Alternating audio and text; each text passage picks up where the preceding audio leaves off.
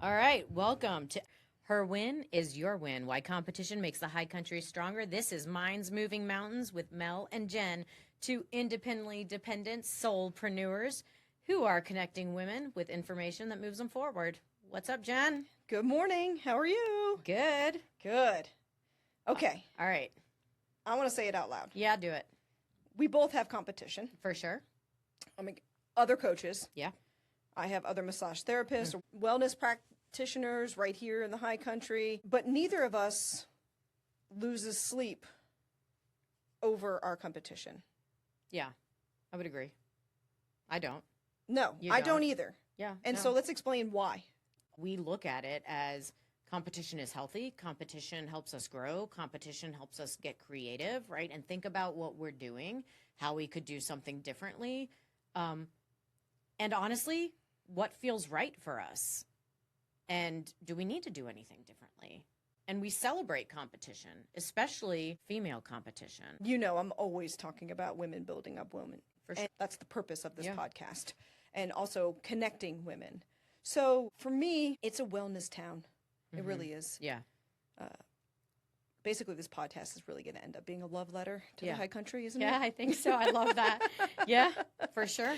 And there's just so many great women in this area, and there's so many great massage therapists, and they all have a purpose and a place and a fit for certain people. And so I am always just grateful Yeah. that there are other wellness practitioners here and that people are implementing self-care. Yeah.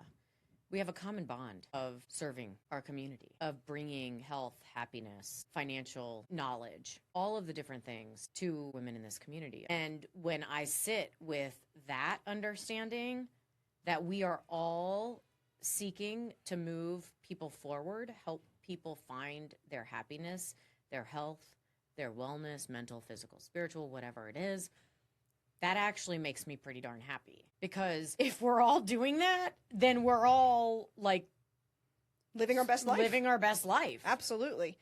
But I do feel like a lot of women, I don't know if they're taught or just kind of somehow this information kind of got absorbed into them, even if nobody says it directly, that other women can be this threat. You know, where did we learn that? Where did you learn that? And when did you stop believing that? It's a mindset. It's an experience. It's being a kid playing sports. Go make that goal.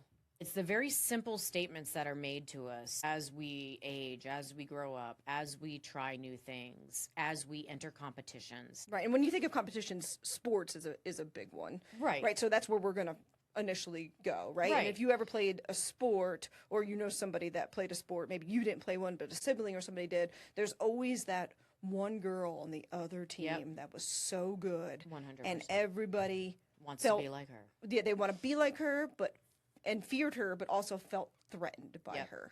Yep. And instead, they should have learned. Yeah, I mean, there's the opportunity to watch her, right? She jumps higher than me, right? I was a volleyball player. She jumps higher than me. Okay. What is she doing? How is she practicing? What is her routine?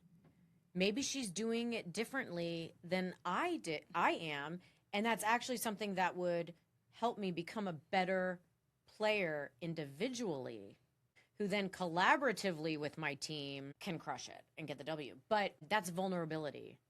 To explore something at that level means you have to be vulnerable, right? You have to say, I can grow. This is an area where I can become better. And that's really tough for people because we don't want to think that we're not great and the best.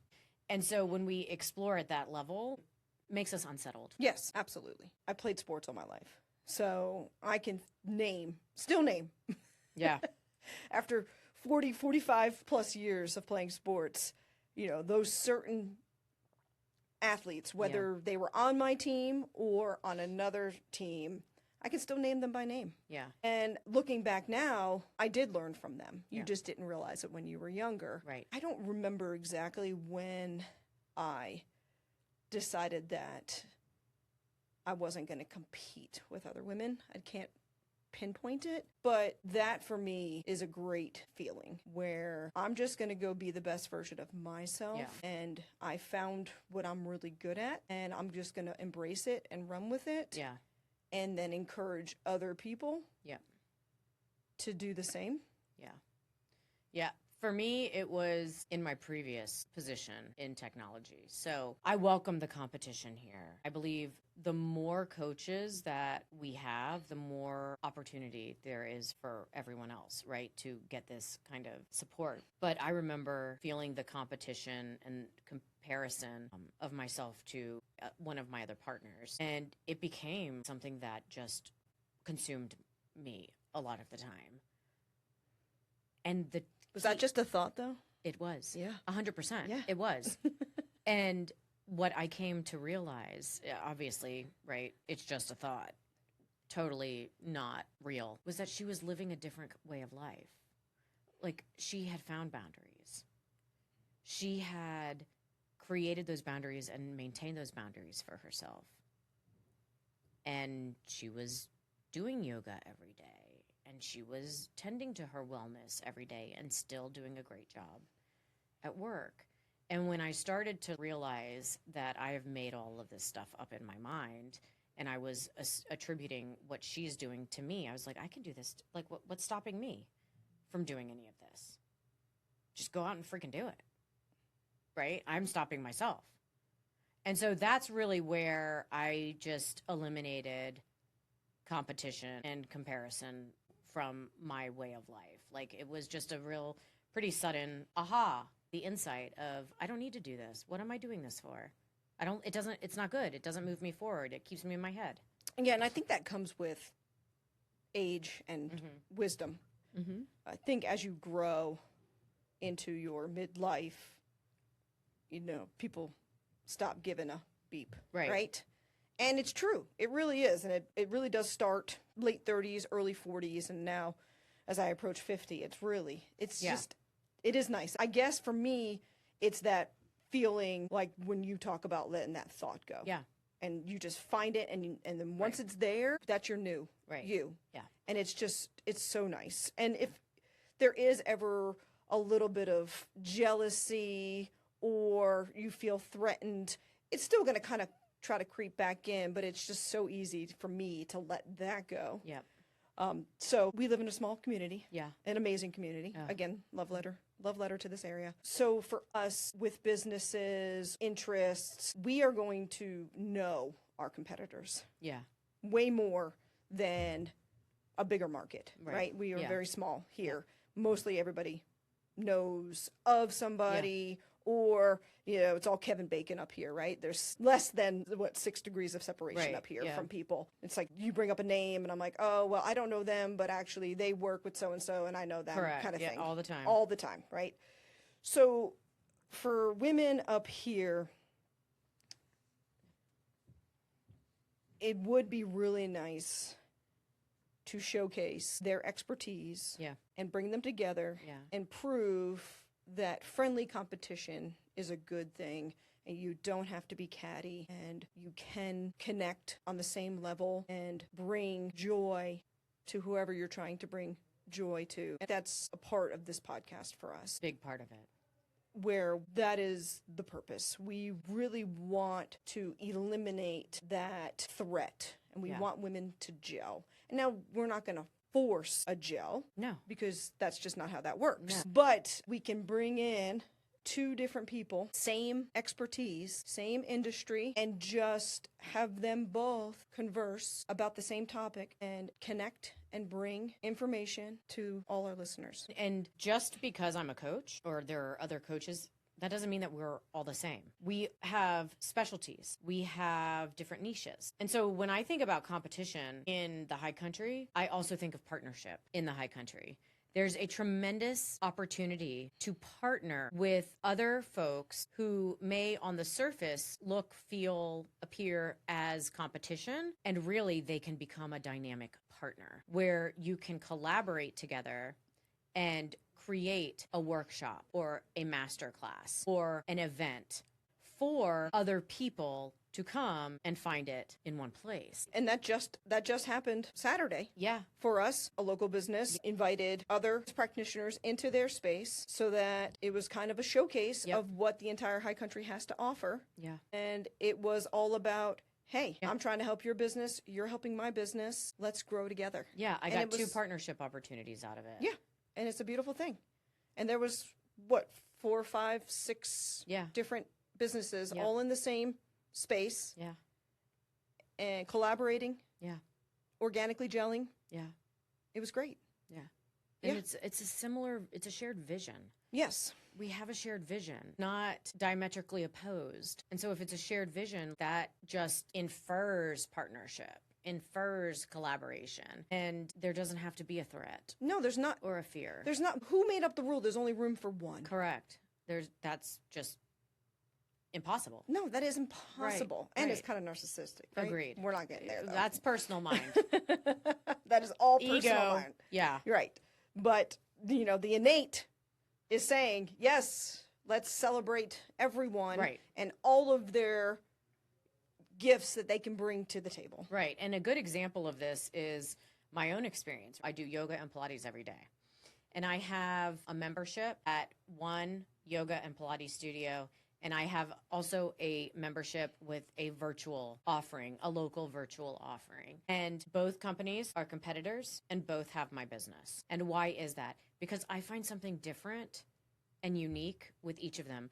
Both serve me in a different way and accommodate my needs in a different way and are affordable and accessible, right? So they may be quote unquote in competition with each other, but what they don't realize is that they're actually in partnership with one another because I am benefiting from both of them. Yeah, absolutely. I mean, that's what happens to me. I'll see a client out and about that hasn't been on my table in a long time for whatever reason. And I always feel some awkwardness because I think they're like, oh gosh, I haven't been on Jen's table and blah, blah, blah. But I'll usually ask them, hey, are you getting a massage?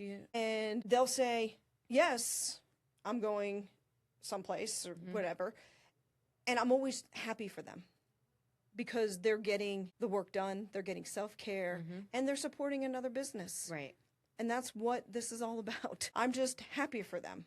I do have the luxury of still having a nice, steady clientele, so that's great. But at the same time, for me, the first thought really is, oh, good, I'm happy for you. Yeah. And even if that's not your first thought, that's okay too. That is part of the journey of finding how you really feel, finding the truth of what you're doing. Yes. If you are in an industry of service and of bringing wellness to people, it has to be true to you. It's very important that we practice what we teach. And so feeling, a tinge of jealousy or a tinge of threat, that's not a bad thing. It's what comes next. It's what do you do with that? How do you let that affect you or your business or your day? Because you could very well be like, God, what did I do wrong? Why'd they go somewhere else, right? But you stop, you don't even go there and you just say, I'm really glad that person is tending to themselves still. Yes, absolutely. Because if you're in this huge competition, what is it actually costing you? Yeah. Think about it. Emotionally, creatively, financially. I can't imagine treating every person in my space as competition. I got a lot of things on my plate. It's exhausting. Exhausting. It's exhausting just making that statement. Yeah. Let's bring it back to all of our listeners who are maybe just starting out and have looked around and thought to themselves, well, crap, there's already people doing this. What do we say to that person? There are always going to be people doing the same thing. I agree. There's 100%. Nice try, hot shot, right? You're going to be the only person who's doing XXYY, right? That's not how life works. And if you are the first person, it won't be for long because someone else is going to see that and they're going to want to do it, right? When I came up with the idea to do the GLP-1 coaching, I had been giving my advice out for so long. Of course, you go to Google, and I Googled it, and of course it was a thing. Yeah, exactly. With actual certifications. Right. I'm like, oh, well, there goes that. Right. but But it was fine. I still did it, and I'm doing it, and it's great.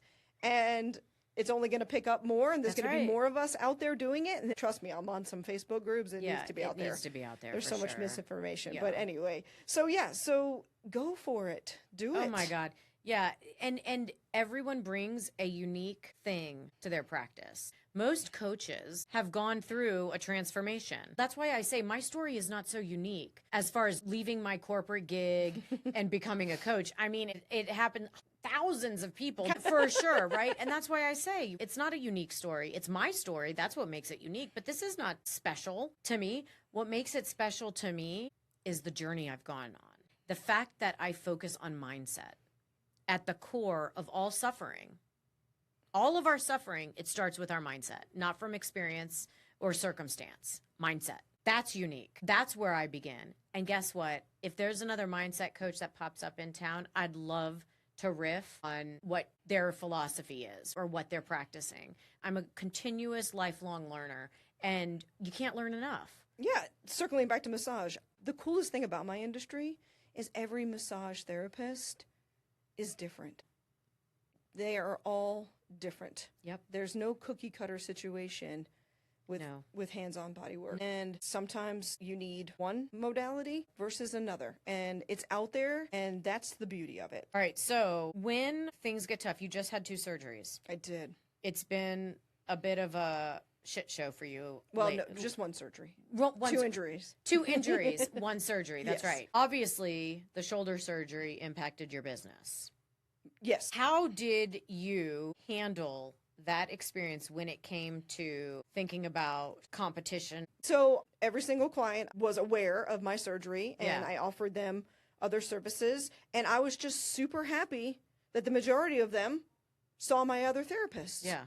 while I was out. And now I'm slowly coming back, and they're slowly coming back to me. And my other therapists were aware that they were maybe not going to hang Right. on to these clients. And it was talked about, and it was seen as collaboration, and it was seen as these people still need this service, and we're going to give it to them no matter what. It may be a little different, but We're gonna figure it out. still going to do it. And then, it's kind of falling back into the norm.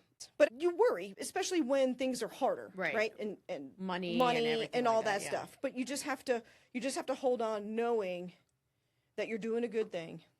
And if there's a Yeah. pause in it, I mean, maternity leave, I never had to experience Right. that, but that happens, and that's real. And especially with self-employment, things happen, and you're not getting Right. sick leave or PTO, Right. things like that. But you just kind of have to trust. And I think Yep. the high country, you can take that for granted a little bit more. Mhm, Again, love letter. And it's just such a magical place, and people come together more so than they Yeah. do butt heads. When you said you just have to trust, I was like, yes, your universal wisdom. Yes. That's it. That's what I was going with. That's it. So if you could say one thing to the women here in our community who has been quietly comparing/competing with another woman in a similar industry, what would you say? Get together, have a cup of coffee, have a conversation, talk about your passions, why you're both in this industry, and what you do versus what you do. I am constantly in contact with another massage therapist, business owner in town, and we feed off each other all the time. Yeah. All the time. And see if there are partnerships, opportunities. Like that's another thing. Find your unique thing and partner with each other on something. Yeah. And expose people. Build your book of business through healthy partnership, not vicious competition. I know. It could be crass, and that's not good for anybody. It Yeah. really is not. So you don't have to be best friends Oh. with somebody. Just put 2 different perspectives together with a very similar end result. Right. And that just builds a stronger community. Absolutely. That is value add, not detraction. Yes. Right? So favorite things time. Okay. So I got a quote around competition is a flower does not think of competing to the flower next to it. It just blooms. And this is attributed to Zen Shin. And when I think about that, I'm like, when I was mentoring and leading people, I never thought about them eventually becoming my competition. I always thought about them growing into their own and adding value in their own way. And that's my version of competition. It's growing people, letting people shine and blossom and bloom and become the best version of themselves. Yeah. It's so true, right? Flowers don't have thoughts. No. They just do their thing. Yeah. Just do their thing. Yeah. So I'm going to circle back to sports again. I played competitive roller derby in my 30s. And there's so many great things about roller derby, but one of the best things is an after party. Yeah. So you have a match, a game, they used to call them a bout, and it's real. Roller derby is real. The roller derby I played anyway. And you are full contact, hitting the crap out of other folks and trying to win. And then afterwards, when it's all over, you go to some bar or a warehouse, wherever, and you have an after party. I love it. And everybody is just there and happy and just camaraderie. And I'll go up to somebody and be like, oh my gosh, that hit flew me across the track. Yep. My bones are still shaking from it. Good for you. Yep. It wasn't, I'm going to get in your face and get ugly. And that for me is a favorite thing. It's not really something that most people can tangibly do, but it's a good practice in the sense of if you do have some kind of competition, just remember that you can be cordial and friendly afterwards. I love it so much. I love it. Great example of a favorite thing. Yep. So looking forward with this podcast, we're going to be having 2 women on that do the same thing. Yep. In different businesses. Yeah. We're queuing it up, Yeah. and it's going to be so inspirational. Like, I want what we're bringing here to inspire connection and even deeper community and awareness of what exists. I'm just jazzed thinking about it. I know. I can't wait. Yeah. All right. Stay tuned. Please do follow us on @Wisdom and Worth LLC on Instagram and @JPGLP1 Coaching on Instagram, because we're going to have some pretty fun announcements coming up. We are. Click that follow button. All right. And we'll see you next time. See you next time. Bye.